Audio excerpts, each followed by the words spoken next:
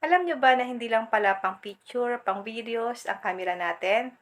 May kakayahan din palang i-translate or mabasa ng ating camera ang mga nakasulat ng iba't ibang lengguwahe.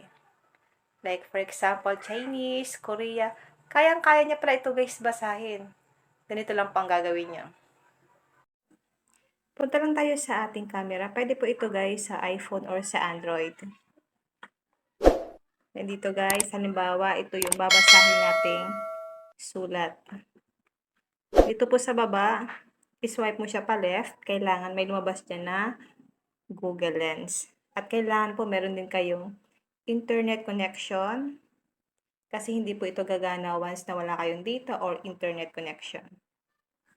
Ito guys, balik tayo sa ating camera. Then, meron po dito nakalagay na Google Lens. Click po natin ito. Then, mag-picture lang tayo guys. Itapat nyo po dun sa gusto nyong mabasa yung nakasulat. Halimbawa ito. Picture natin guys. Then, dito po sa baba, itapat nyo po siya sa may translate. Then, click natin itong bilog na kulay white. Para mapicturean natin siya guys. Ito po ang lalabas. May nakalagay na po dyan. Ayan guys, Tagalog na po ang nakalagay dyan. Basahin nyo po sa taas.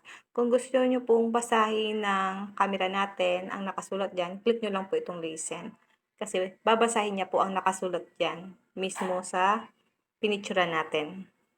Ganun lang po ang gagawin nyo kung meron po kayong nabiling mga appliances na hindi nyo po maintindihan kung ano po ang ibig sabihin ng nakasulat. Picturean nyo lang po or itapat nyo po mismo dito sa camera. Then, mata-translate naman siya guys. Then, back natin. Hanap pa tayo guys ng ibang sulat na Chinese din ang nakalagay. Ito po, halimbawa ito. Sa mga OFW dyan, pwede po ito sa inyo. Kung hindi nyo po mabasa ang mga nakasulat, gawin nyo po ito. Itapat lang natin guys. Kailangan po nasa translate na. Then, picturean natin. Ayan guys. Maliit lang po yung nakasulat kasi hindi masyadong naka-close up ang aking pag-picture.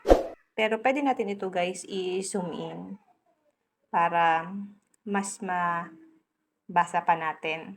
Okay? Ganun lang po ang gagawin nyo guys. Sa mga nakasulat na hindi natin maintindihan, Chinese, Korean, picturean nyo lang po, then i-translate natin. Pwede po yan sa mga camera natin. Hindi lang guys pang picture, pang video ang camera natin. Meron pong mga secret settings dyan. Kung may natutunan ka sa aking video, huwag mong kalimutan na i-follow ako sa aking Facebook page, Positive Mind at sa aking YouTube channel, RK Willow, para lagi kang updated sa lahat ng tips at video tutorial na ina-upload ko. Mag-comment ka lang sa comment section kung may mga tanong kayo sa aking video. And now, thank you for watching. God bless you all.